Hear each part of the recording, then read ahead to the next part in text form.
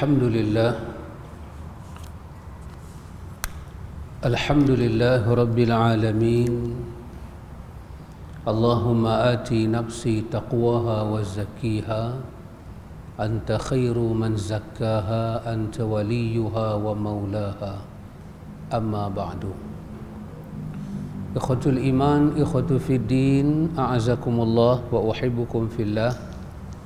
Alhamdulillah summa alhamdulillah.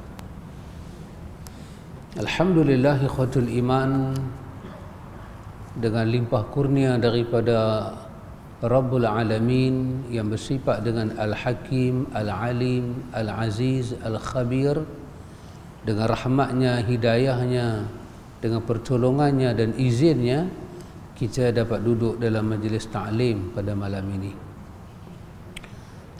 Kesemua kita tahu ikhwan, di antara benda yang Nabi kata kepada kita, Nabi sebut tentang ar-ribat. Ar-ribat, ar-ribat. Nabi ulang 3 kali. Ar-ribat, kalau kita terjemah Melayu, dia membawa makna tentera yang mempertahankan. Maknanya tentera yang mempertahankan. Dia duduk pada barisan hadapan, dia berhadapan dengan serangan musuh. Itu dipanggil ar-ribat. So tentera ni kena ada keberanian, kemampuan, kekuatan, dan semua orang harap pada dia. So bila dia duduk di barisan depan, dia benar-benar dipanggil pahlawan, pejuang. Maka Nabi kata ar-ribat.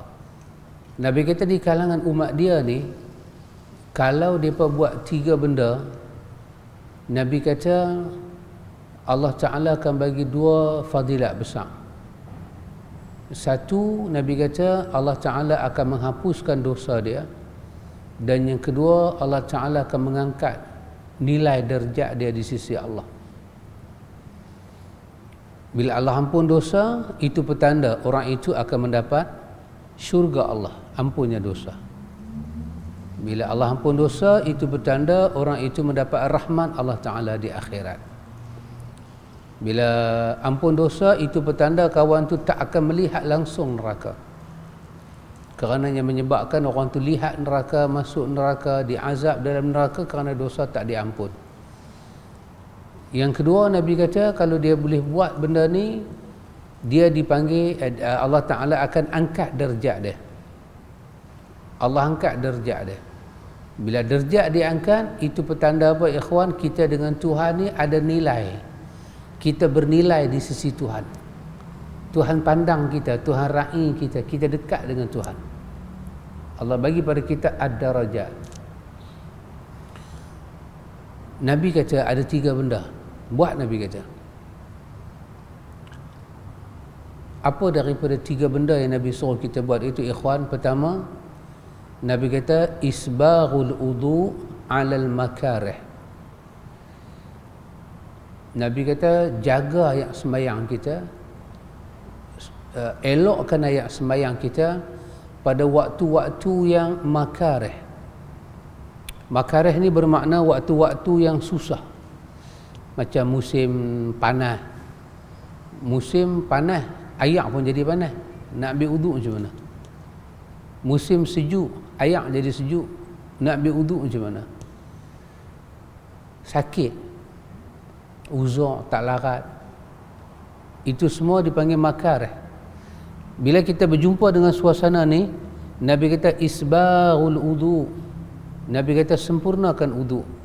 Jangan sia-siakan wudu. Jangan tergopoh-gapoh ambil wudu. Jangan mengentengkan wudu. Jaga disiplin wudu, Nabi kata. Satu. Yang kedua, Nabi kata banyakkan langkah ke masjid. Banyakkan langkah. Kasratul khuta ilal masajid. Maksudnya kerap pergi masjid.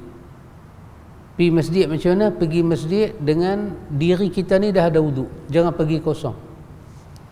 Nak ambil wuduk di masjid tak salah. Tetapi masa nak keluar daripada rumah pergi masjid, ambil wuduk. Ambil wuduk, Nabi kata. 2. 3. Nabi kata wa intidharu salah ba'da salah. 3, kalau kamu ada masa, Nabi kata, lepas dah kamu semayang satu semayang, kamu tunggu semayang yang kedua. Nah, macam kita ni lah, kita dah buat dah maghrib tadi, dan ni kita tunggu semayang yang kedua, semayang Isyak. Nabi kita intizar, duduk tunggu, tak usah keluar. In between tu kita nak buat apa, buatlah amal-amal salih, zikrullah boleh, tilawatul Quran boleh. Macam kita ni, kita buat majlis ta'lim pun boleh. Tapi pastikan kita dalam keadaan ada wuduk, duduk dalam masjid, tunggu waktu sembahyang. Nawaitu kita nak tunggu waktu sembahyang. Nabi kata, siapa boleh buat 3 benda ni, Allah bagi 2 benda kat dia tadi. Allah ampun dosa dia, Allah Ta'ala angkat darjat dia. Di ujung tu Nabi kata, itulah nama dia ar-ribat, itulah nama dia perjuangan. Itulah Nabi kata orang yang berjuang, itulah orang yang berjuang menjaga amalan dia. Dia siapkan diri dia dengan amalan, dia bertarung dengan nafsu dia. Dia tak benarkan syaitan melalaikan dia terlampau sangat sampai dia tak ada amal nak balik bertemu Allah. Nabi kata dia adalah orang yang berjuang. Jadi ikhwan, kebetulan kita ini memanglah kita termasuk satu daripada amalan itu. Ini amalan kita. Satu daripada itu apa dia ikhwan? Kita duduk dalam masjid ini menunggukan waktu sembahyang dengan nawaitu macam tu, maka Allah Ta'ala akan ampun dosa kita, Allah Ta'ala akan angkat darjat kita. Itu tak masuk hadis lain lagi yang Nabi kata bila satu orang tu dia tunggu waktu semayang, dia dah selesai satu semayang, dia tunggu satu semayang, dia tunggu macam mana? Nabi kata dia tunggu dalam keadaan badan dia ada wuduk. Tengah-tengah tunggu dia rasa macam batal, dia pergi ambil lain, dia duduk balik. Ini hadis lain pula. Nabi kata apa? Allah hantar satu malaikat. Malaikat tu selama dia duduk tunggu tu, malaikat tu diulang sebut, Allahumma ighfir lahu. Ya Allah ampunkanlah dia. Ya Allah ampunkanlah dia. Ya Allah ampunkanlah dia. Ya Allah ampunkanlah dia. Ini hadis lain. Dan tak masuk lagi satu hadis. Lagi satu hadis itu yang mana? Nabi kata siapa yang man tawadda'a fa ahsanal wudu'a, siapa yang ambil wuduk, dia elokkan wuduk dia, dia jaga wuduk dia elok-elok. Lepas tu Nabi kata lepas dia jaga wuduk elok, summa kharaja ilal masjid, dia pun keluar daripada rumah dia pergi masjid.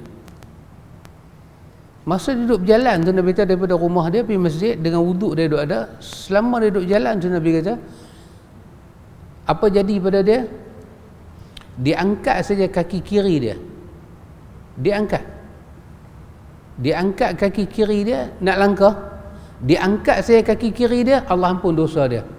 Dia step kaki kanan dia ke tanah, dia stand kaki kanan dia ke tanah, Allah Ta'ala tulis kepada dia satu hasanah. Maka bayang daripada rumah dia, berapa langkah dia buat, berapa kali kaki kiri naik, kaki kanan jatuh, kaki kiri naik, kaki kanan jatuh. Naik saja kaki kiri, Allah Ta'ala ampun dosa dia. Jatuh saja kaki kanan dia, Allah Ta'ala beri pada dia satu hasanah yang kali dengan 10. Subhanallah. Artinya ikhwan, dalam kita mendekatkan diri kita kepada Allah Ta'ala ini adalah suatu fadilat, suatu rahmat Allah Ta'ala untuk kita. Dosa kita diampun. As-sayyi'ah, dosa-dosa kita yang kita pun kadang-kadang tak perasan itu dosa, kesemuanya diampun oleh Allah. Hasanah, Allah tulis kebajikan. Para ulama kita pula kata, mana-mana anak saleh, ini dalam riwayat Abi Daud, Nabi kata benda paling baik kita makan untuk kita suap dalam mulut kita ialah, Nabi kata, daripada usaha tangan kamu sendiri. Kita makan, benda yang kita makan tu adalah usaha daripada diri kita sendiri. Itu Nabi kata kita pergi beli barang, kita makan, kita pakai, kita belanja orang, Nabi kata itulah yang paling terbaik. Pahala dia berganda-ganda besar. Nabi kata Allah suka. Lepas tu Nabi kata sepatah, Syekh Albani dia menilai hadis ini dengan hadis yang sahih. Nabi kata sesungguhnya anak-anak itu adalah usaha mak bapak. Sesungguhnya anak-anak itu adalah usaha mak bapak. Sebagaimana satu orang usaha cari nafkah, dia dapat, dia beli makan, maka anak-anak itu adalah usaha mak bapak. Kerana Nabi kata lagu tu, para ulama terus berbincang.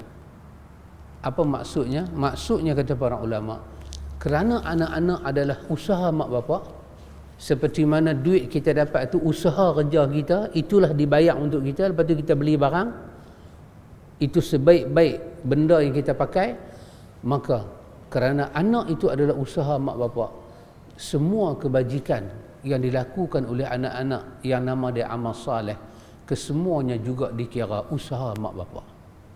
Kerana anak itu adalah barang usaha mak bapak, maka amal anak-anak dikira sebahagian daripada amal mak bapak.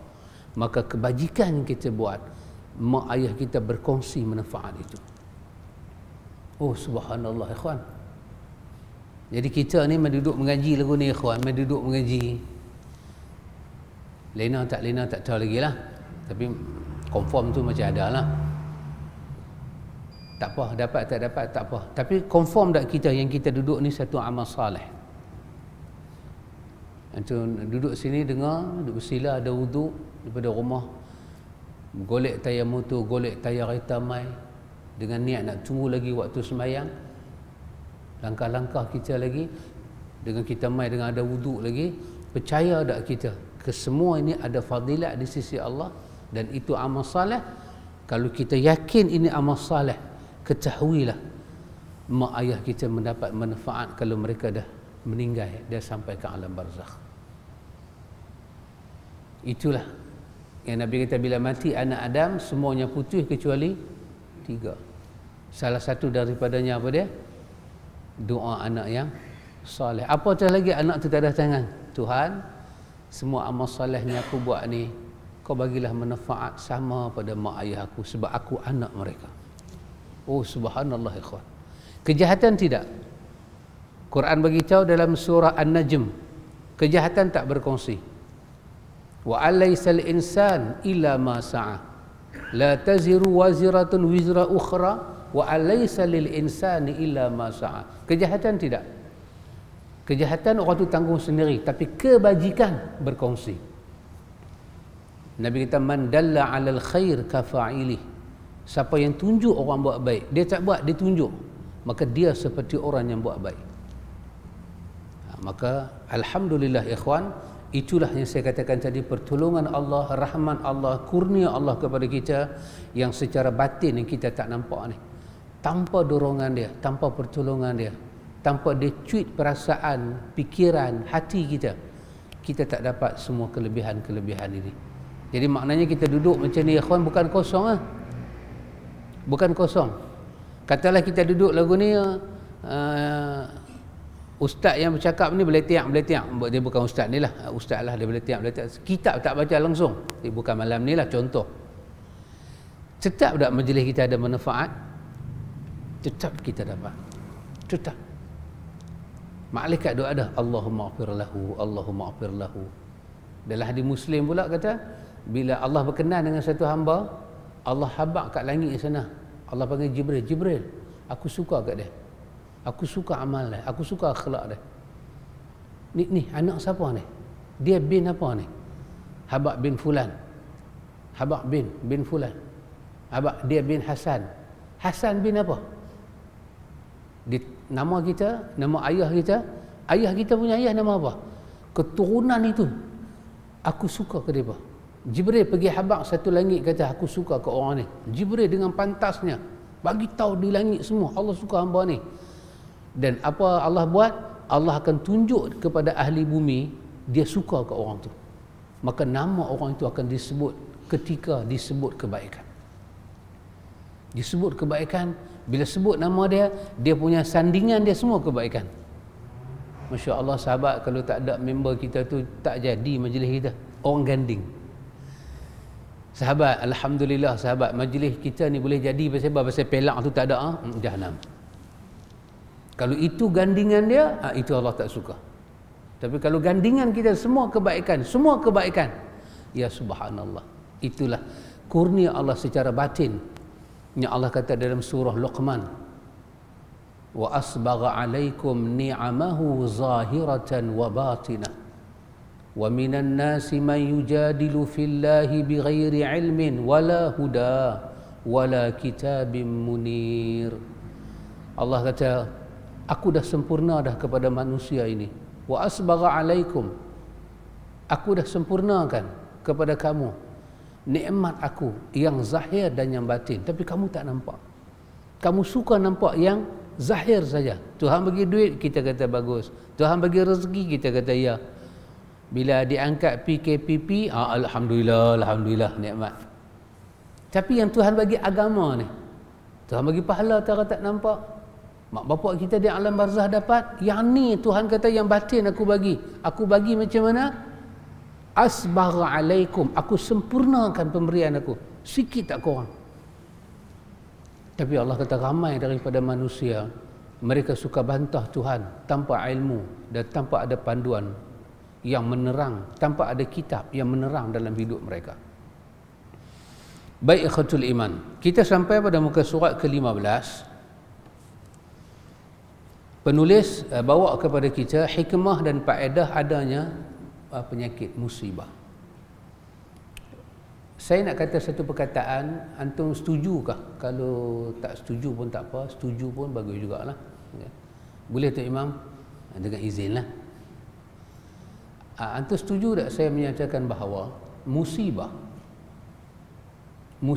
adalah nama lain kepada ujian. Ujian. Dan yang nama ujian ni, dia adalah satu daripada benda yang kita tak suka. Ujian Allah kata dua kan dalam surah yang kita baca muka surat 12 tu, Al-Anbiya 35. Ujian ini Allah Ta'ala kata ada yang khair, ada yang syar, ada yang khair. Allah takdimkan syar baru khair.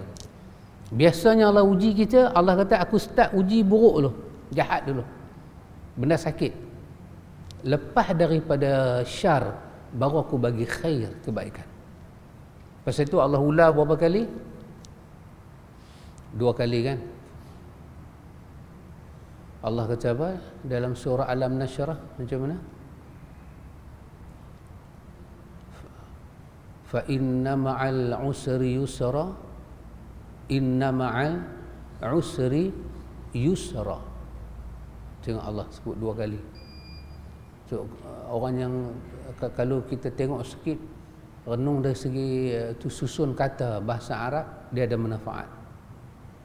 Allah kata fa inna ma'al usri yusra, sesungguhnya ma'al usri yusra, bersama dengan susah. Usri susah, yusra ada senang.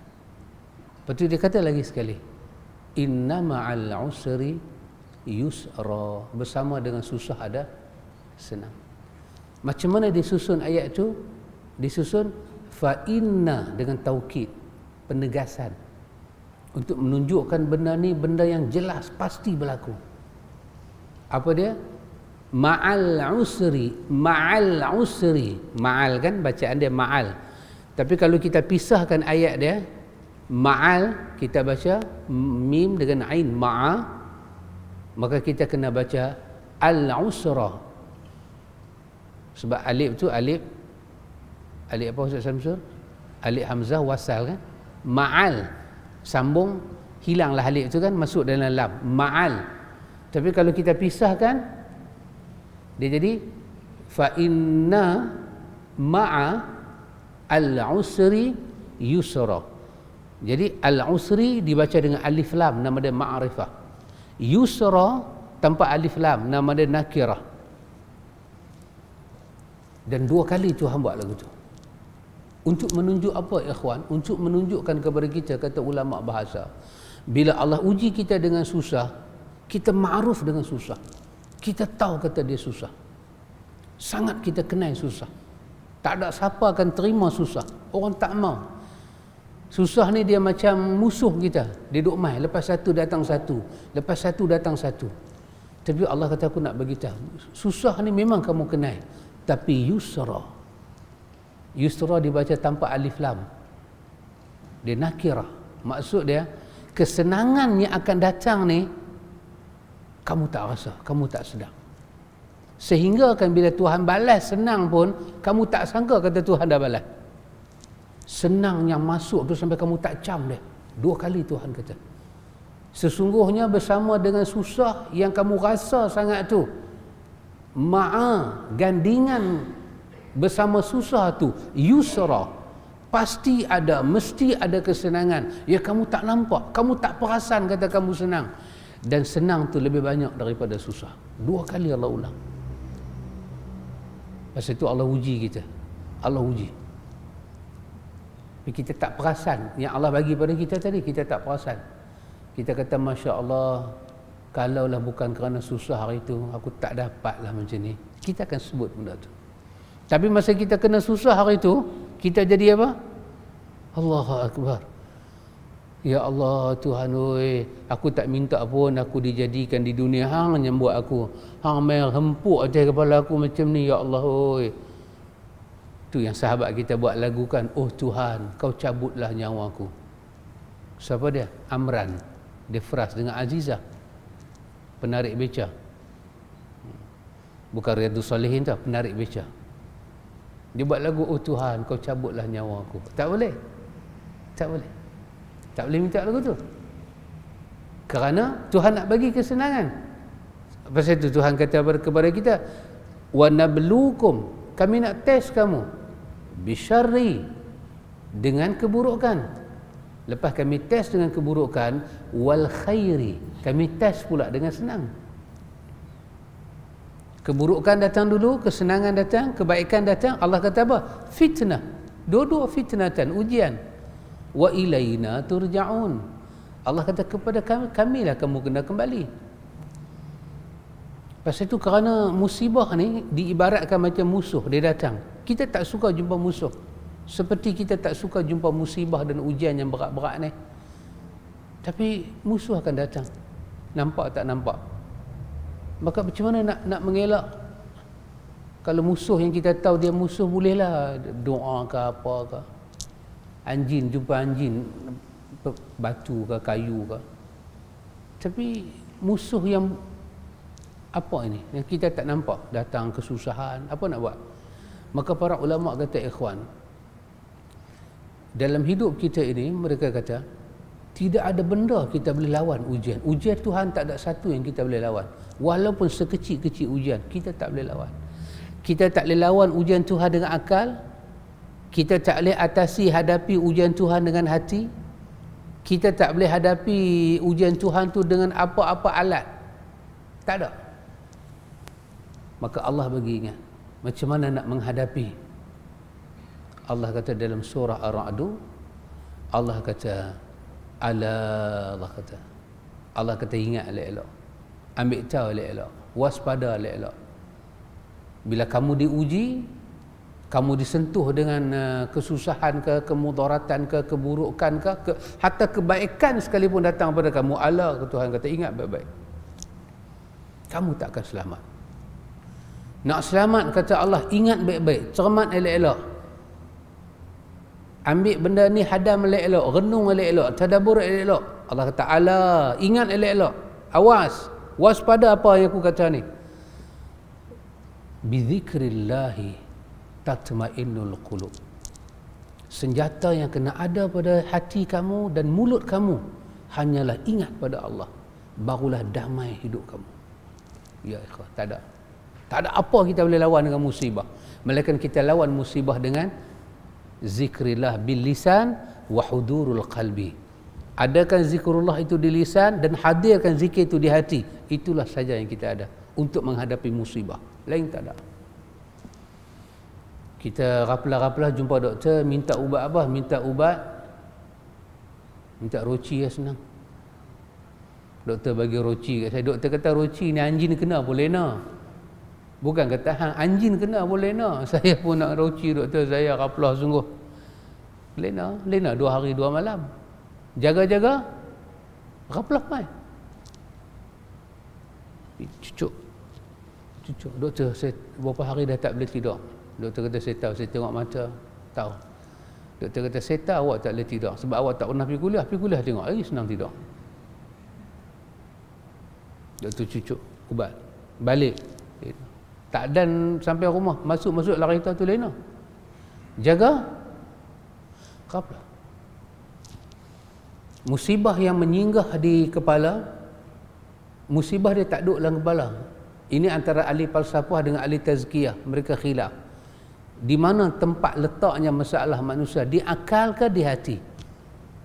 Semua ahli-ahli tazkiyah kata masalah itu ada di hati, daripada hati dihantar ke akal. Ahli falsafah filsafat kata tak, masalah itu ada di akal, dihantar ke hati. So kita ambil belah ulama-ulama Islam ni lah senang. Dia orang kata masalah tu daripada hati tembak ke akal. Pasal itu Tuhan tak kata ingat baik-baik, dengan kau fikir Tuhan hati kamu tenang. Dah Allah Ta'ala. Allah kata ala bizikrillahi tatma'innul qulub. Dengan kamu zikir pada Allah, hati kamu tenang. Allah sebut hati kita. Masalah kita di situ. Jadi macam mana nak bagi tempat itu ringan masalah dia? Lepas satu datang satu, lepas satu datang satu. Antu ibarat,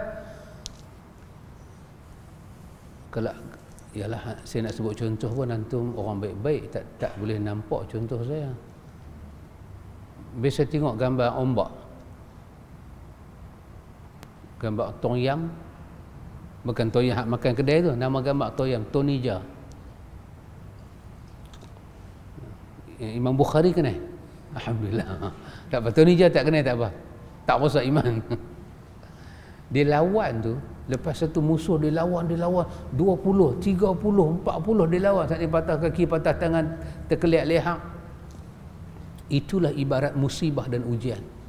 Dia datang. Selagi mana hati kita ada zikrullah, lisan kita ada zikrullah, sebanyak mana musibah dan ujian datang, dia akan tewas depan kita. Dia bergantung sebanyak mana kita sebut dan kita ingat pada Allah. Tapi bila hati kita lemah, hati kita rapuh, lemah, longlai, satu masalah pun kita tewas. Bukan dia tewas, kita tewas. Maka kekuatan hati itu perlu dijalinkan hubungan dengan Tuhan. Ala bizikrillahi tatmainnul qulub. Hanya kamu kena ingat bacaan dia ala, alif lam alif baris di atas, ala. Ingat elok-elok Tuhan kata. Pitang mana pun jangan lupa benda ni. 24 jam kamu dalam masalah. Ingat elok-elok benda ni. Bizikrillah, dengan zikir pada Allah. Zikir di lisan menyerap masuk dalam hati. Tatmainnul qulub. Lain Tuhan tak sebut. Lain Tuhan tak sebut. Kalau kamu tak zikir pada Allah, ayat sebelumnya Tuhan sebut. Allah kata fa amazzabadu. Kalau kamu tengok ayat masuk, ayat bah masuk, bergulung-gulung dia datang, kamu tengok apa ada atas dia. Dia akan ada buih. Dia akan ada buih. Buih itu tak berguna langsung dekat kamu, kata Allah. Nampak dia banyak, tapi dia tak berguna kat kamu. Yang kekalnya ialah apa yang bermanfaat kamu di sisi Allah, itu yang kekal. Benda paling bermanfaat kita buat adalah zikrullah. Pasal itu Nabi datang bagi pada kita zikir pagi, zikir petang. Kita hanya cuma nak centum saja antara lisan dengan hati, itu saja. Dengan lisan kita dah buat dah, nak menguasai dengan hati aja. Nawawi sebut muqaddimah dalam mana? Dalam Al-Azkar. Dia kata hudurul qalbi. Nak hadirkan hati dalam zikir. Itu masalah kita. Itulah perjuangan kita. Kalau itu kita boleh buat, ikhwan, bermakna kita ada kekuatan. Kekuatan apa? Untuk menumbangkan musuh yang kita, musuh yang tak diundang, ujian dan musibah. Banyak kita ingat pada Allah, musibah datang, dia akan tumbang. Mungkin dia duduk dengan kita lama Ustaz, tapi dia tak boleh damping kita lama. Dia akan rebah, dia akan pergi. Kerana di hati kita ada kekuatan besar, senjata besar, zikir pada Allah, ingat pada Allah. Baik ikhwatul iman. Kata penulis, apakah di antara hikmah dalam ujian Allah Ta'ala pada kita ni ikhwan? Dia kata, satu, sabar sebagai konsekuensi menghadapi kesusahan dan kesulitan. Bila kita kena musibah, salah satu daripada anugerah Tuhan kepada kita sabar. Kita selalu kata, ya ikhwan, sabar ni benda senang cakap. Ustaz pun boleh cakap dalam kuliah sabar, tapi bila ustaz kena uji belum tentu ustaz sabar. Yes, I agree. Ni duk cakap pandai ni pasal belum kena apa lagi. Kena belum tahu. Keluar kasut tak ada, mendapat lah. Dia terkeluar dah. Allah. P dah keluar dah. Lak aja tak keluar lagi. Terlupa. Ya, kena dia tahu. Tapi pasal tu sebelum kena, himpun khazanah tu dulu. Bagi dia penuh dalam diri kita. Sabar ni kita tahu. Allah suka orang sabar. Ada khabar gembira pada orang sabar. Jadi macam mana kita duk fikir, macam mana kita nak jana sabar kepada kita, maka Tuhan cipta satu makhluk nama musibah dan ujian. Dia akan keluarkan sabar daripada hati perut kita. Yang kita pun tak tahu macam mana nak sabar. Musibah datang. Datang musibah, automatik sabar akan datang. Sabar duk ada, kita nak ambil ke kita tak ambil. Apa makna sabar? Tahan ucapan, tahan perbuatan. Jangan bertindak sebagai respon kita memberontak kepada takdir dan urusan Tuhan. Nama dia habas, penjarakan perkataan yang buruk-buruk, tindakan yang buruk. Dah pegang dah botol nak balik. Astaghfirullahalazim, tak balik. Itu bermakna habas. Kita penjara dia. Maka sabar adalah konsekuensi daripada iman yang ada dalam diri kita, yang Nabi sebut dalam riwayat Muslim.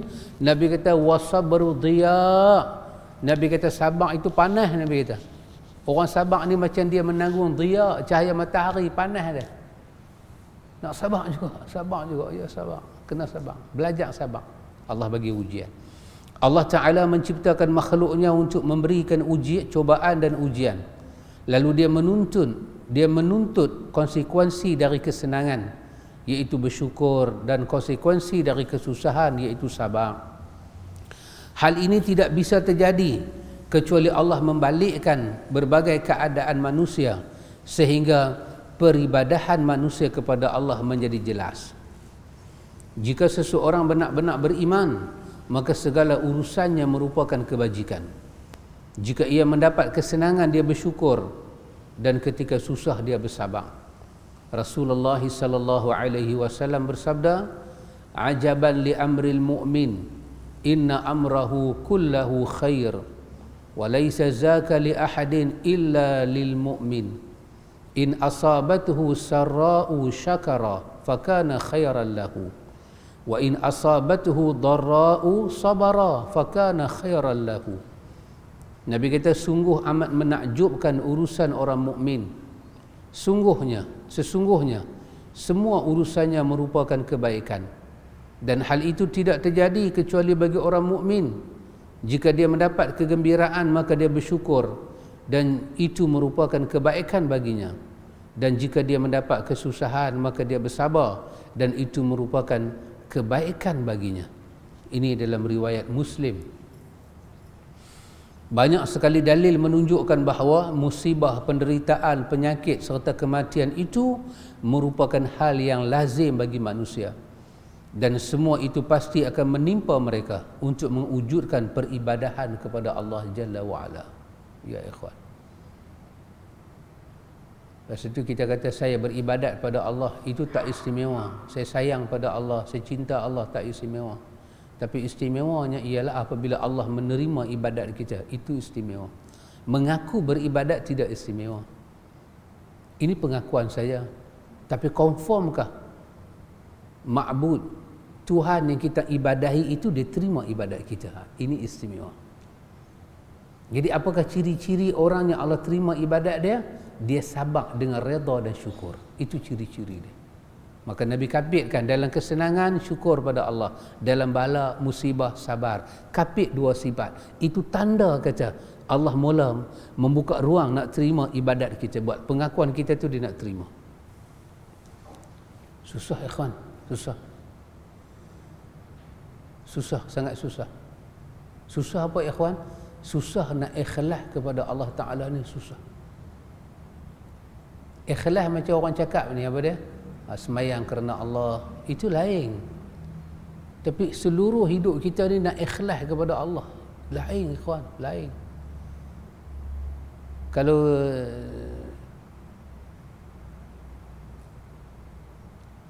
saya tanyalah, saya sajalah tanya kan, bahasa sejuk bagi panas sikit, tanya. Kita balik, kita cuba tanya bini kita. Jangan silap tanya, jangan tanya bini orang, bini kita. Bertanya bini kita, hang ikhlas ke terima aku dalam hidup hang? Dia tanya kat dia, apa maksud hang ikhlas terima aku dalam hidup hang? Tanya kat dia, nak dengar jawapan. Lepas tu isteri pula tanya kat lelaki, kat lelaki kita lah, bukan lelaki orang, lelaki kita. Abang ikhlas ke terima saya dalam hidup abang? Abang ikhlas ke? Dan apa maksud abang ikhlas dengan saya? Cuba tanya, cuba ambil jawapan. Adakah ikhlas kita maksudkan bila kita tengok bini kita, saja aku terima bini aku kerana Allah Ta'ala. Kita sembahyang kan, usalli fardal maghribi 3 raka'atin lillahi ta'ala, ikhlas. Apa maksud dia? Dia mesti ada suatu respon dan konsekuensi. Kita jawab. Ni saya jawab untuk orang lelaki-lelaki, perempuan dengar. Saat ni kita balik rumah nak tahu perempuan jawab apa pula. Ni semua lelaki-lelaki wakil kat saya. Dia kata ustaz jawab, saya jawab. Saya dengar suara hati dia apa. Saya fikir kalau isteri kata kat kita, apa abang ikhlas ke terima saya? Kita ya, aku ikhlas terima hang. Abang maksud abang ikhlas tu apa dia? Kita maksud aku ikhlas dengan hang ni, apa pun jadi dalam hidup aku ingat dekat hang dululah tempat aku rujuk. Hang dulu. Apa pun aku dengan hang.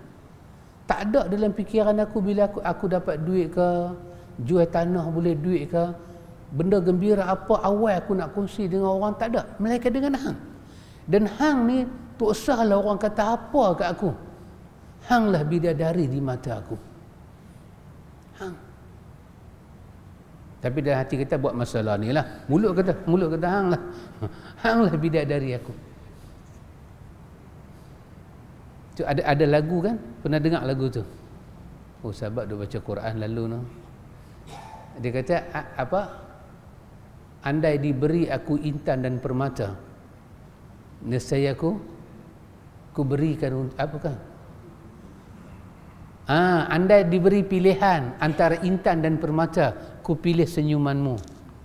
Andai diberi mahligai indah, aku tak buat homestay, aku hadiahkan untukmu. Itu ikhlas. Ya ikhwan, apa pun kita nak rojok dengan dia, apa pun dia. Orang kata bini hang hitam lah, bini hang kami tengok ya Allah lebarnya. Hang katalah dia lebar ke, dia bujur ke, hang nak kata apa hang kata.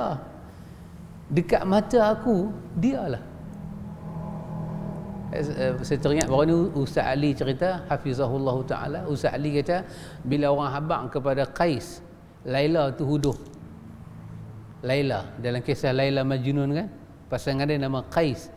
Habaq kepada orang kata, apalah kau ni Qais, kau duk pergi kawan dengan Laila, bukan dia elok atau mana? Qais kata tak, Laila elok. Dia pun kata elok apa tara tu, telinga sama besar dengan kuali. Apa dia pun kata? Apa Qais jawab? Nescaya akan kupinjamkan mataku kepada hampa. Hampa tengoklah dia dengan mata aku, baru hampa nampak dia elok. Masalah lah ni hampa duk tengok dia dengan mata hampa, pasal tu hampa kata dia tak elok. Di mata aku dia elok.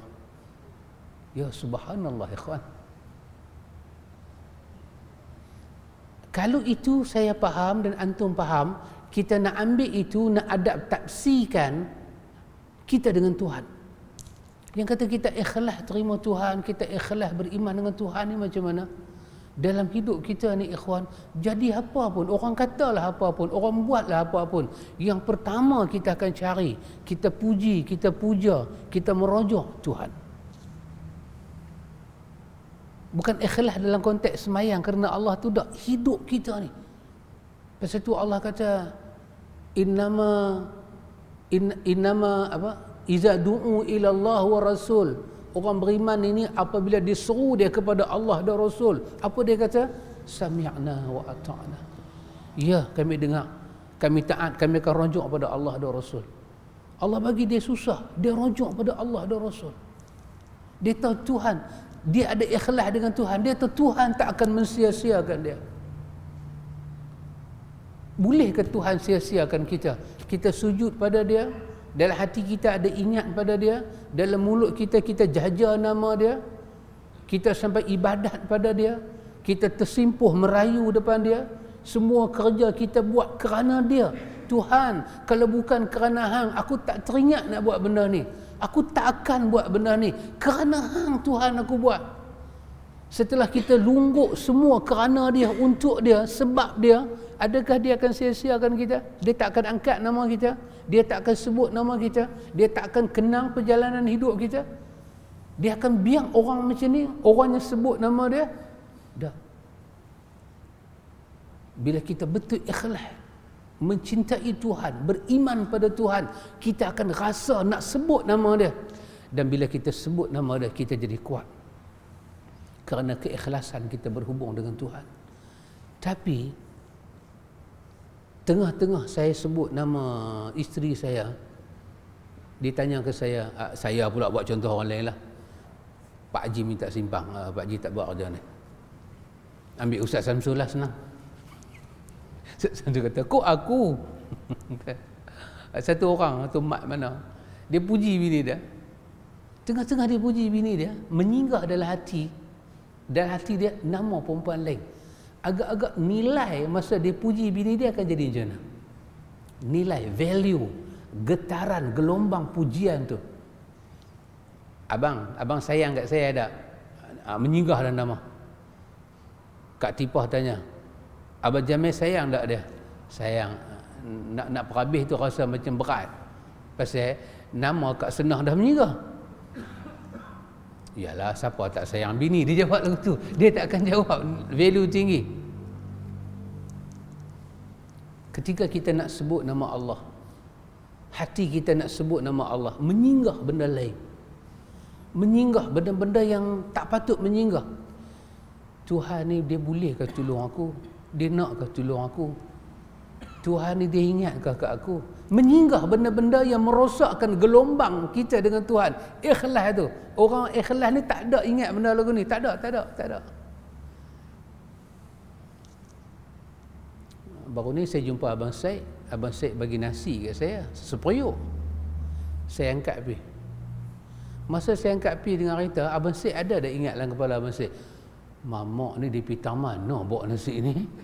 Dia buat, dia pergi buka pokok tapang tak mana, dia jual sebungkus RM12, mampu orang buka puasa. Ada tak menyinggah lagu tu? Tak ada kan?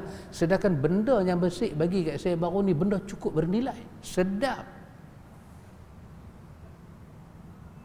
Nak makan duk ingat hari Senin puasa, tak makan duk bawa kereta, dia punya bau tu menyinggah. Sampai-sampai rumah bersih kata, ya Allah, makanan ni selamat ke sampai? Selamat ke betul ke ustaz tu bawa pi? Kalau ada perasaan lagu tu, bermakna antara saya dengan Abang Syed ada gangguan perasaan. Tengah-tengah kita nak berhubung dengan Tuhan, Allah bagi ujian, kita nak sebut nama Tuhan. Aku sebut nama dia ni, dia boleh tolong ke aku? Gangguan. Menunjukkan kita tak ikhlas dengan orang tu. Kita tak ikhlas dengan Tuhan. Mungkin dalam solat kita kata saya sembahyang kerana Allah, itu bab lain. Ini keikhlasan, kemurnian hubungan kita dengan Tuhan. Tuhan uji kita dengan keburukan yang sakit ni. Kalau Tuhan bagi mudah, Tuhan bagi senang, seronok. Saya memang Abah Syed bagi nasi, seronoklah saya penerima, Abah Syed pemberi. Tiba-tiba saya mai, Abah Syed kata nasi tak ada. Alamak, kita main penat-penat, kawan kata nasi tak ada. Boleh tak kita ingat baik ke dia? Oh, yang ni tak mau janji dengan orang Melayu. Orang Melayu ni bab janji masalah. Dia akan keluar ayat-ayat yang mengganggu hubungan dan menunjukkan selama ni kita tak pernah percaya kawan tu 100%. Dia akan keluar macam-macam ayat menunjukkan kalimah itu telah lama ada dalam diri kita. Keburukan itu cuma masa je tak keluar lagi. Maka keluarlah perkataan, tak tahulah sampai bila Tuhan nak tolong aku. Habis kita. Hubungan kita dengan Tuhan tak murni. Maka musibah dia memurnikan balik hubungan kita dengan Tuhan. Lah siapa nak tolong? Lah siapa boleh angkat masalah? Hang ada duit, hang ada harta, hang ada pengaruh, hang ada kuasa, hang ada macam-macam, hang ada otak, hang ada perasaan. Hang guna semua tu untuk settle problem hang. Tak boleh. Lah nak buat apa? Akhirnya kena panggil lah nama pencipta kita. Rabbul Alamin, Al-Wahhab, Maha Pemberi. Panggil dia. Tuhan yang khairun nasirin, sebaik-baik penolong. Tuhan yang Sami' yang mendengar. Ya, kita mula ada hubungan.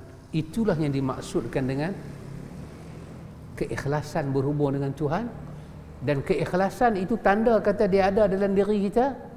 Kencing manis ada dalam diri kita, dia respon apa? Ustaz? Mengantuk. Betul? Kencing. Tak berhenti tengah malam. Dahaga. Letih. Dahaga, letih, kencing tu bukan kencing manis. Itu petanda dia ada. Bila ikhlas kita dalam diri ni ada dengan Tuhan, apa petanda keluar? Sabar pada Tuhan, syukur pada Tuhan. Dia keluar. Bila mulut nak kata apa-apa, sabar tu kontrol mulut. Hati bersyukur pada Tuhan. Maka kerana itu Allah buat makhluk dia bernama musibah untuk kita mengenal diri kita dengan Tuhan, bukan untuk Tuhan kenal. Tuhan ma'ruf dengan kita, Tuhan kenal kita. Wa huwa a'lamu, dia sangat mengetahui tentang hamba dia. Dia basirun bil ibad, dia sangat melihat hamba dia. Dia khabir, amat mendalam pengetahuan dia. Dia latif, dia lemah lembut dengan hamba dia. Dia tahu, tapi dia nak bagi hamba dia tahu, inilah kamu sebelum kamu dihisap di hadapan aku. Aku tak zalim dengan kamu. Dia keluarkan balik. Kata penulis, Allah Ta'ala berfirman, وَلَنَبْلُوَنَّكُمْ بِشَيْءٍ مِّنَ الْخَوْفِ وَالْجُوعِ وَنَقْصٍ مِّنَ الْأَمْوَالِ وَالْأَنفُسِ وَالثَّمَرَاتِ وَبَشِّرِ الصَّابِرِينَ. Dan kami pasti menguji kamu dengan sedikit ketakutan, kelaparan, kekurangan harta, jiwa dan buah-buahan, dan sampaikanlah khabar gembira kepada orang-orang yang sabar. Ya Allah, ikhwan, siapalah dalam hidup kita ni Abali yang kita rasa dia istimewa? Tiba-tiba ada kawan member kita, kawan tu kata kat kita, semalam aku jumpa kawan-kawan ni. Oi, kita kata, hang jumpa dia kat mana? Aku jumpa lah dia. Ni nak beritahu kat hang. Dia kata, dia sebut nama hang. Dia kata hang kawan terbaik dia. Dia kata dia nak pilih, nak cari hang. Kita dengar, kita rasa apa? Jumpa ada lagi. Kita ni macam roti meri boleh layak teh, kembang seronok, rasa sejuk. Allah kata apa? Allah kata Muhammad, Allah kata Jibril bawa wahyu ni pergi kat Muhammad, suruh Muhammad baca kepada semua penduduk Madinah. Bagi tahu pada hamba-hamba aku bahawa apa? Bahawa ada berita gembira daripada aku kepada mereka kalau mereka sabar dengan aku. Kerana sabar itu adalah konsekuensi pada ikhlas yang ada dalam hati mereka. Bagi tahu pada mereka, aku nak bagi khabar gembira. Mana mungkin ayat ni tak mengembirakan orang yang sabar, ikhwan? Kerajaan kata nak bagi bantuan subsidi, bagi tak lagi. Kita dengar-dengar, kita dah cepuang dah. Alhamdulillah lah, tahun depan dapat. Dapat tak tahu lagi. Betul Pak Aris? Tapi seronok mai tak? Seronok tu mai, ya Allah. Seronok tu mai. Benda tu tak main lagi, seronok main. Allah kata wa basyiris sabirin. Orang-orang yang sabar ni aku hargai mereka. Dengan apa? Aku nak tabsyirkan mereka. Aku nak dendangkan kepada telinga mereka satu khabar gembira untuk mereka. Dan kata Imam Ibn Qayyim Al-Jauziyah dalam kitab dia Miftah Darus Sa'adah, dia kata tidak ada berita gembira yang Allah nak sampaikan di dunia melainkan Tuhan akan awali penyampaiannya di dunia dalam hati hamba-hamba yang sabar. Kita akan dapat berita tu di dunia lagi. Ya subhanallah ikhwan. Allah berfirman, alladzina idza asabatuhum musibatun qalu inna lillahi wa inna ilaihi raji'un ulaika alaihim salawatum min rabbihim wa rahmah wa ulaika humul muhtadun. Iaitu orang-orang yang apabila ditimpa musibah mereka mengucap inna lillahi wa inna ilaihi raji'un, sesungguhnya kami milik Allah dan kepadanya lah kami kembali. Mereka itulah yang memperoleh selawat dan rahmat daripada Rabb mereka, dan mereka itulah orang-orang yang mendapat petunjuk. Ya ikhwan, di antara benda gembira di dunia ni Tuhan bagi pada orang yang sabar ni apa dia? Tuhan kata karakter ini, ciri ini, orang yang berpura-pura sabar tak boleh buat. Dia tak sabar tapi dia berlakon sabar. Dia tak boleh buat. Dia tak ada hubungan dengan Tuhan. Apa dia? Dia nak sebut inna lillahi wa inna ilaihi raji'un. Dia tak boleh sebut. Cemas dalam diri dia akan menghalang sebutan itu. Ghaflah dalam otak dia akan tutup ke ayat ini. Dia tak boleh sebut. Dia tak boleh sebut. Bukan dia tak apa. Dia tak apa. Bahkan orang dulu Pak Arif dia kata lagi, dengar orang mati, dia bukan kata inna lillah, dia kata qalu inna lillahi wa inna raji'un. Dia qalu tu dia. Satu, apa dia? Salawat daripada Allah dan rahmat jiwa daripada Allah kepada orang-orang yang sabar ni. Dia tak dapat. Tak dapat. Dan hidayah Allah, tuntunan, pertunjuk Allah, bimbingan jiwa Allah kepada orang yang sabar, dia tak dapat kalau dia pura-pura sabar. Tak dapat. Ikhwan, saya kata sepatah, apa dia? Hari ini Allah uji kita dalam bentuk apa? Mata kita tengok musibah turun pada orang. Orang ni kena musibah, orang tu kena musibah. Ini hari ini. Ini adalah tuntunan hari ini. Wa tilkal ayyam nudawiluha bainan nas, dalam surah Ali Imran. Allah kata wa tilkal ayyam, demikian itu adalah hari. Hari apa? Kami putarkan kehidupan manusia. Yang kita tuntun, kita jadi penuntun ke atas orang. Tuhan putarkan hidup kita. Orang akan tuntun kehidupan kita. Yes. Jangan pada hari kita tuntun kehidupan orang, kita komen itu, kita macam terlupa hari itu akan diubah. Jangan. Tengok anak mati pun menangis mata tu. Sebutlah inna lillahi wa inna ilaihi raji'un. Ini semua geng-geng tak main kuliah lah ni. Kita terlebih komen. Maka Allah kata watilkal ayyam, dah sampai dah masa nudawiluha bainan nas, kami putarkan balik. Allah bagi dia ditimpa musibah. Bini mati ke, siapa mati ke, Allah nak tengok. Hak dia komen orang itu ada kat dia. Pasal tu ikhwan, bila berita buruk tentang orang sampai di telinga kita, jangan cepat mulut kita bawa pergi bagi tahu ke orang. Kerana hari ini kita pembawa berita. Hari ini kita lihat, kita dengar buruk orang, terus mulut kita pergi cerita ke orang. Hari akan bertukar. Di mana orang akan dengar buruk kita, secepat itu juga orang akan sampai ke orang lain. Masa tu baru kita tahu derita hati itu macam mana rasanya. Masa tu kita pula tak suka, kita pula teringat hadis Nabi. Awaklah, hampa ni nama je mengaji agama, tapi buruk orang hampa duk cerita. Dia terlupa. Dia kata agama tak suka bawa buruk orang, dialah pembawa buruk itu. Dia terlupa. Dan ini musibah yang paling buruk dalam hati manusia kalau kena. Wa tilkal ayyam nudawiluha bainan nas. Itu adalah hari yang kami putarkan di kalangan manusia. Kami nak tengok apa jadi dengan dia.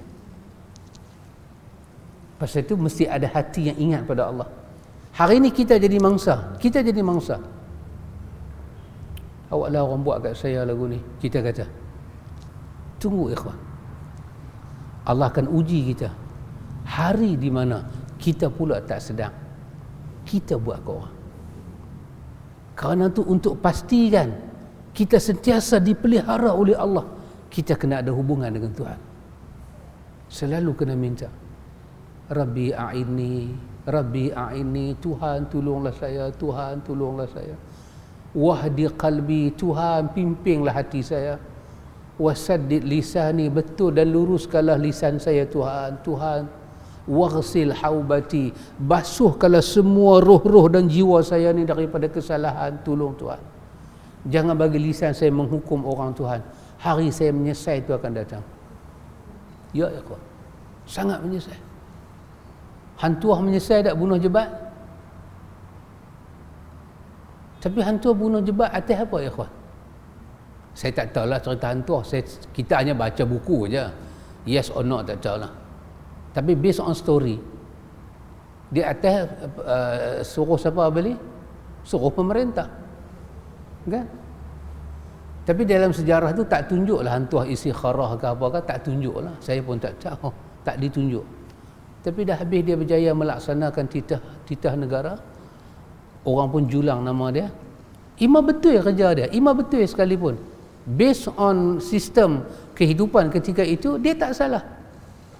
Mahkamah tak boleh hukum dia. Sebab itu adalah arahan orang paling besar dalam negara. Tapi jiwa dia mula. Tengok, jiwa. Bicara jiwa sangat besar, ikhwan. Ketika jiwa kita rasa bersalah, tak ada ayak dalam laut boleh membasuh dosa kita. Penyesalan kita bertubi-tubi. Akhirnya dia duduk tepi tingkap, dia kata, jebatkah betul? Tuahkah betul? Ya. Sikit saja kita disuruh merujuk pada Tuhan. Akan ada doa dalam Quran kan? Ayat 80 surah Al-Isra. Dahsyat ayat ni ikhwan. Saya fikir ikhwan, saya bagi tahu pada semua orang, ayat ni adalah ayat Tuhan ajak kita nak hidup dalam masyarakat macam mana ikhwan. Rabbi adkhilni mudkhala sidqin wa akhrijni mukhraja sidqin waj'al li min ladunka sultanan nasira. Setengah ulama kata ayat ni ayat Nabi doa pada Allah nak tunggu masa hijrah. Masa nak hijrah tu tepat ke tak? Tapi kita ambil kepada ibrah ayat ni. Tuhan, adkhilni mudkhala sidqin. Masukkanlah aku dalam satu suasana dengan kemasukan yang benar Tuhan.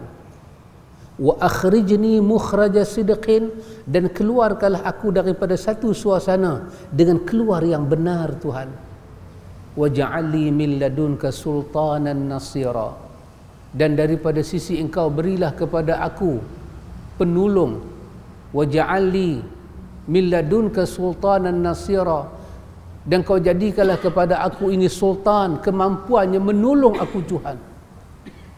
Ramai orang boleh buat keputusan, tetapi keputusan dia benar atau tidak, dia pun tak pasti. Ramai orang boleh berpindah dari satu situasi ke satu situasi, cuma tepatkah perpindahan dia buat itu, dia pun tak tahu. Akhirnya lepas tu kita menyesal. Kenapa ikhwan? Kerana sidqa, masa yang tak tepat, masa yang tak sesuai. Kita minta Tuhan pilih kat kita. Kita dengar cerita pasal aib orang, buruk orang, kita dandan berdoa, Tuhan, kau uji aku dengan dengar benda buruk ni Tuhan. Aku minta kau amanahkan lisan aku. Sesuaikah aku cerita ke orang benda ni? Tuhan, patutkah aku cerita? Kita berurusan dengan Tuhan. Tapi bila kita tak berurusan dengan Tuhan, kita selalu kita menyesal. Dia minta siap-siap pada Tuhan. Tuhan uruskan lisan kita, hati kita, telinga kita. Masa kita akan malu dengan apa yang kita percaya orang cakap akan sampai. Allah pusingkan masa. kita mula bercakap dengan lisan berkias ke orang. Ya Allah ya. Saya pun sebenarnya tak tahu nak kata apa jadi hari itu. Tapi hari itu dia dah kata dah. Hari ini dia ucap kalimah menyesal. Ya ikhwan. Kita jangan demikian ikhwan. Pasal itu petunjuk Tuhan pada kita ni cukup. Petunjuk dalam bentuk nikmat. Cukup apa pun ikhwan. Merujuk dengan Tuhan. Merujuk dengan Tuhan. Pasal itu kita ada musyawarah, kita ada istikharah. Kita ada urusan berdoa dengan Tuhan. Doalah yang paling open check. Tak ada masa, tak ada time, tak ada tempat. Anytime kita boleh buat. Main saja masalah. Berwuduk pun boleh, tak berwuduk pun boleh, menghadap kiblat pun boleh, tak menghadap kiblat pun boleh. Bahasa Arab pun boleh, apa bahasa pun boleh. Orang kata tengah pakai selok Hawaii pun boleh. Tengah duduk juris pokok, belakang rumah lah. Baju pun tak pakai, selok Hawaii tu. Handphone bunyi, angkat. Ni nombor baik kawan kita ni. Assalamualaikum. Waalaikumsalam Haji. Buat apa tu juris pokok? Alhamdulillah Haji. Sihat ke? Sihat. Haji nak abang kat Haji sikit. Haji dengar tak cerita ni? Biasa. Bukan kata bulu rumah kita naik. Pokok pandan pun naik. Apa cerita? Haji, betul ke saya dengar cerita ni Haji? Birai Haji kahwin lain sengak-sengak. Pasal ni birai Haji saya nak tanya, betul ke?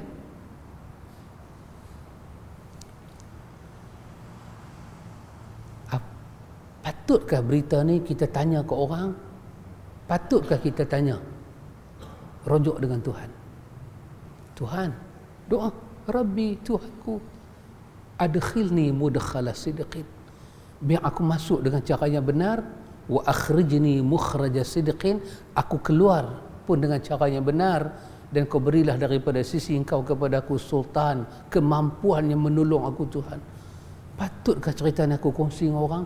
Patutkah aku tanya dengan dia? Cerita ni apa manfaat kepada dunia dan akhirat aku Tuhan? Hang tolong pimpin lisan aku. Kita kena buat demikian ikhwan. Tak kalau kita akan jadi bara apa dia? Kita ceroboh hal orang tanpa kita sedar. Maka dalam doa Nabi kata apa? Wansurni ala man bagha alayya. Tuhan tolonglah aku ke atas sesiapa yang melampau, mencerobohi hak diri aku Tuhan. Benda yang kita tak patut masuk campur, kita dah masuk campur. Dan apa manfaat untuk iman kita, takwa kita, rumah tangga kita, akhirat kita, syafaat Nabi untuk kita? Apa dia menyumbang? Tak ada. Tapi kita dah lariskan pisang goreng itu. Maka apa Tuhan kata? Hari kamu menyesal, aku nak buat bagi kamu rasa. Hari itu paling takut ikhwan. Jadi ikhwan, kerana itu Allah Ta'ala beri pada kita musibah supaya kita rasa. Firman Allah, massahumul ba'sa wa dharra. Mereka ditimpa kemelaratan dan penderitaan. Di antara ujian Tuhan, melarat, menderita.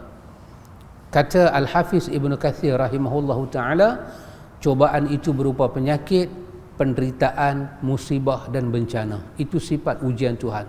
Banyak dia main. Ikhwan, saya nak tutup kuliah ini dengan satu hadis riwayat Imam Muslim. Hadis ini pendek. Hadis ini hadis Abu Hurairah, pendek. Tapi kita boleh fikir. Nabi cerita tentang ahli syurga. Jiwa ahli syurga. Siapa nak masuk syurga, banyak sedekah. Betul boleh? Biasa kan kita dengar. Siapa nak masuk syurga, banyakkan sembahyang tahajud. Betul sahabat? Pernah dengar? Siapa nak masuk syurga, jangan tinggal solat fardu. Betul? Siapa lagi nak masuk syurga, jangan dedahkan aurat. Ini benda-benda biasa kita dengar kan? Tapi satu hari Nabi ada sebut. Bukan Nabi sebut tentang nak masuk syurga buat tu buat ni tak. Nabi sebut tentang apa dia? Nabi sebut tentang jiwa macam mana akan masuk syurga. Jiwa. Kalau dia semayang, dia puasa, dia rajin elok, cukup dia tutup aurat, tapi jiwa ni tak ada. Itu bukan jiwa ahli syurga. Jadi macam mana nak akan jadi adpa? Amalan ahli syurga ada ke dia, jiwa ahli syurga tak ada ke dia. Macam mana nak sampai ke syurga? Nabi kata apa ya ikhwan?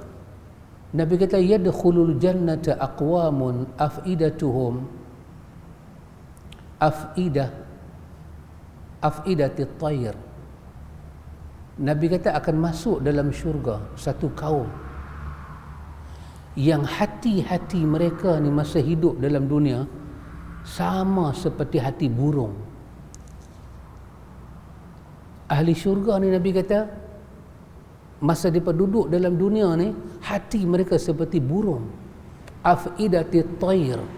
At-tayr burung, bird. Hati mereka macam hati burung. Bukan mereka macam burung, hati mereka macam hati burung. An-Nawawi dalam kitab dia Minhaj, syarah pada Sahih Muslim, dia kata apa ikhwan? Dia kata ulama ada 3 pandangan tentang hadis ni. Hadis ni ada Sahih Muslim. Hati burung ni hati apa? Nawawi kata pertama, burung ni adalah satu makhluk yang paling cepat takut. Cuba tengok merpati ke apa-apa, dia landing ke bawah, kita pergi kat dia, apa dia buat? Dia terbang. Jadi hati burung ni pertama sekali ada pada hati burung apa dia? Takut. Maka Nabi kata akan masuk ke dalam syurga satu kaum yang hati mereka seperti hati burung. Bermakna hati mereka ada apa? Ada takut, al-khauf. Takut. Takut dengan apa ikhwan? Mereka takut dengan Tuhan mereka. Hati-hati mereka. Yang kedua, Nawawi kata, ulama kita cerita, apakah yang ada pada burung ini ikhwan? Burung ni apa hati dia? Burung ni ikhwan, hati dia paling kecil, paling lemah. Hati dia tu ringan. Hati burung, dia paling kecil, dia paling lemah. Ya. Orang yang akan masuk syurga ni hati yang macam mana? Adalah orang yang dia sedar kedudukan dia. Hati dia lemah. Dia sangat lemah. Hati macam ni akan masuk syurga. Dia bukan hati yang rasa dia ada segala-galanya. Innal insana la yatgha ar-ra'ahu istaghna. Bukan hati itu. Bila dia ada segala-gala, dia mula kata, aku tak perlu Tuhan. Dia terlupa, inna ila rabbika ruj'a. Dia akan dibawa balik pada Tuhan dia lupa. Yang ketiga, burung ni ada apa? Hati dia, kata Nawawi. Nabi sebut dalam hadis. Nabi kata, kalau kamu ni, Nabi kata, kalau kamu bertawakal pada Allah, law annakum tatawakkaluna 'ala Allahi haqqa tawakkuli, kalaulah kamu bertawakal pada Allah dengan tawakal yang sebenar-benarnya, Nabi kata, la razaqakum kama yarzuqut tayr. Kalau kamu benar-benar tawakal pada Allah dengan tawakal yang benar,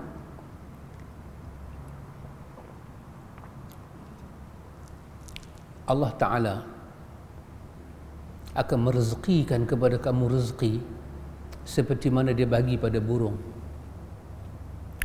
Burung tu Nabi kata, pagi-pagi dia keluar daripada sarang dia dengan perut kosong. Dia balik sebelah petang dengan perut yang penuh kenyang. Kalau kamu ada tawakal pada Allah macam tawakal burung, kamu akan dapat rezeki macam tu. Maka apakah yang ada dalam hati burung? Hati burung ada tawakal yang tinggi pada Tuhan.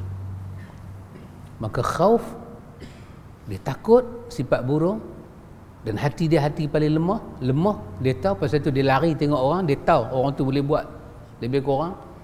Dia tahu kata Tuhan boleh buat macam-macam dengan dia, dan tawakal. Dia keluar diri dia keluar je pergi cari rezeki. Petang dia balik, perut dia penuh. Kalau kamu ada sifat takut, rendah diri pada Tuhan, dan kamu ada sifat tawakal pada Tuhan, Nabi kata, kamu akan lihat satu kaum masuk syurga. Masuk syurga kaum itu dengan mudah kerana mereka memiliki hati seperti hati burung. Allahu Akbar ikhwan. Jadi yang inilah ikhwan, proses ujian Allah Ta'ala bagi, dia duk proses hati kita. Kita mula takut Tuhan, kita mula tawakal Tuhan, kita mula merendah pada Tuhan. Maka kerana itu ikhwan, kita selalu meminta pada Allah Jalla wa'ala pertolongan dia. Yang kedua, Dia kata ujian ini apa dia ikhwan? Menghapuskan dosa dan kesalahan. Baca tajuk saya Pak Arif, bukan nak baca betul. Ni kalau baca memang tak boleh sabar pun dah. Tak boleh baca. Baca tajuk je. Yang kedua dia kata hikmah di sebalik ujian ni apa dia? Tadi ujian itu dia menyemarakkan kesabaran dan kesyukuran. Dan yang kedua, dalam ujian itu rupanya Allah bagi nikmat secara batin, dia gugurkan kesalahan kita yang akan menjadi beban kita di hari akhirat itu, semuanya dia gugur. Semuanya dia tolong kita. Jadi apakah yang Nabi nak terang kepada kita dalam bab ujian menggugurkan dosa? InsyaAllah panjang umur, sihat badan, kita lihat lagi pedoman-pedoman daripada kekasih Allah, kekasih kita Muhammad salawatullah wassalamuhu alaihi. Wallahu ta'ala a'lam. Subhanakallahumma wa bihamdika asyhadu an la ilaha illa anta astaghfiruka wa atubu ilaik. Assalamualaikum.